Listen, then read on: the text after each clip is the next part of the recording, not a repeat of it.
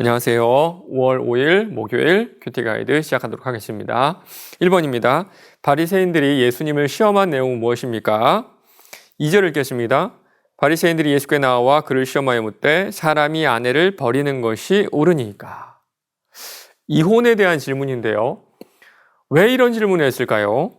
단순히 구약의 율법에 따라서 이혼이 옳으냐, 그르냐, 그걸 묻기 위해 질문했던 것 같지는 않습니다. 그거라면 율법의 전문가였던 바리새인들이 훨씬 더 잘 알지 않았을까요? 사실 얼마 전에 있었던 큰 사건 때문에 지금 이 질문을 하는 거예요. 그 당시 유대의 분봉왕이었던 헤롯이 자신의 동생의 아내였던 헤로디아와 재혼을 하는 그런 사건이 있었거든요. 그때 세례 요한은 그 사건이 옳지 않다라는 말을 하고 결국에는 죽임을 당하게 됩니다. 만약에 이 사건을 통해서 예수님께서 재혼이 옳다라고 말씀하신다면 세례 요한을 부정하는 것이고요. 재혼이 옳지 않다라고 말한다면 아마 헤롯에게 똑같은 어려움을 당하지 않았을까요? 지금 바리새인들은요, 단순히 이혼이 율법에 따라서 적법하느냐 그렇지 않느냐가 아니라 그 이상의 그 너머의 올무에 예수님을 빠뜨리고 싶었던 겁니다. 2번입니다. 구약에서 모세는 이혼을 명령했습니까? 아니면 허락했습니까? 4절입니다. 이르되 모세는 이혼 증서를 써주어 버리기를 허락하였나이다. 구약시대 이스라엘뿐만 아니라 고대 사회들은 특별히 우리나라도 마찬가지죠. 여자들의 지위는 상당히 낮았습니다. 그래서 지금도 중동 지방엔 이런 풍습이 남아있다 그래요. 남편의 권한으로, 남편의 어떤 뭐라 그럴까요? 남편만의 이유로 마음대로 자기 아내를 버릴 수 있는, 이혼할 수 있는 그런 권한이 아직도 남아있다고 합니다. 아무 이유 없이 이혼을 당한 여자는요, 아마도 온갖 소문에 온갖 풍문에 사로잡히게 될 거고요. 결국에는 공동체에서 소외될 가능성이 상당히 큽니다. 혹여나 저 여자가 부정을 저질러서 이혼을 당했어라는 말이 들면 돌에 맞아 죽을 수 있는 가능성도 있었다 그래요. 그래서 모세는 이혼 증서를 써주라는 겁니다.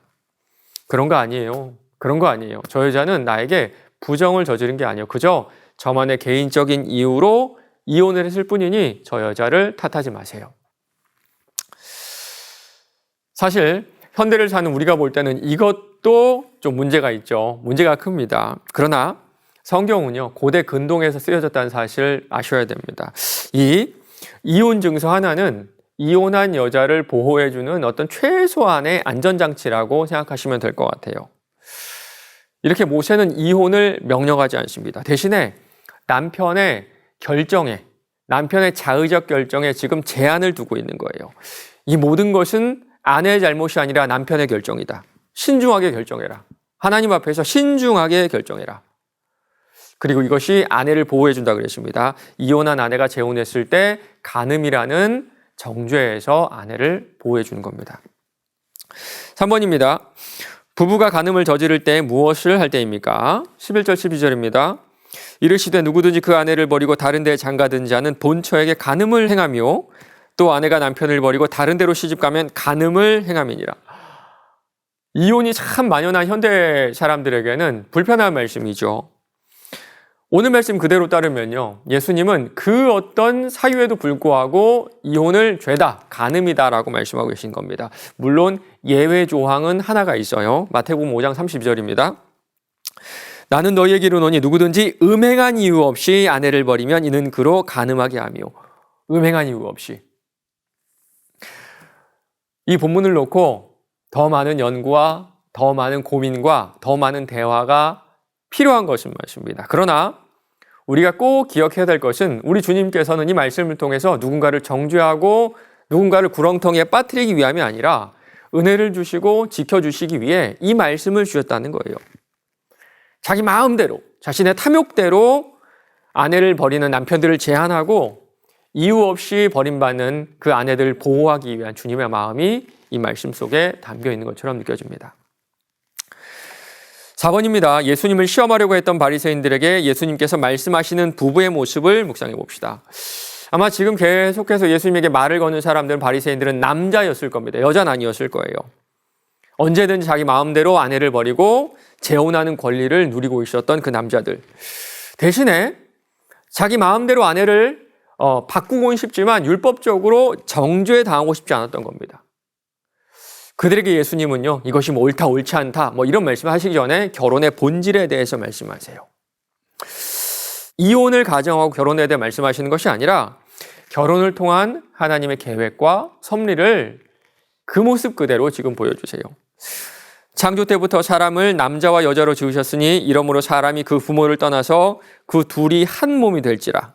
이러한즉 이제 둘이 아니요 한 몸이니 그러므로 하나님이 짝지어 주신 것을 사람이 나누지 못할지니라. 5번입니다. 부부는 한 몸입니다. 그렇기에 하나님께서 짝지어 주신 것을 사람이 나눌 수 없습니다. 오늘 나는 배우자를 어떻게 생각하고 있고 한 몸 된 배우자를 어떻게 대할지 생각해보고 또한 아직 미혼이라면 내가 꿈꾸는 배우자가 아닌 성경에서 말하는 배우자를 생각해보고 적어봅시다. 우리는 결혼을 통해서 행복을 얻고 싶어 합니다. 물론 나쁜 건 아니에요. 그리고 행복도 얻을 수가 있습니다. 그러나 하나님께서 결혼을 만드신 이유는 내 행복과는 거리가 멀어요. 내 행복을 위해서 우리에게 결혼을 허락하신 건 아니라는 겁니다. 결혼은요, 철저하게 100% 상대방을 위한 거예요. 마치 예수님처럼요. 자기 사랑으로 똘똘 뭉쳐있는 우리가 예수님처럼, 정말 마치 예수님처럼 내 이웃을 내 몸처럼 사랑할 수 있는 최고의 기회가 결혼이고, 우리는 결혼을 통해서 자기중심적인 내가 이타적인 사랑을, 누군가를 사랑하는 그 사랑을 배워나갈 수가 있는 겁니다. 여러분 어떠신가요? 여러분 결혼을 통해서 여전히 내 행복을 찾고 계신가요? 오늘 하루도 나에게 주신 배우자를 통해서 그 사람의 행복을, 내 가족들 행복을 추구하는, 찾아 나서는 저와 여러분 되시기를 간절히 바랍니다.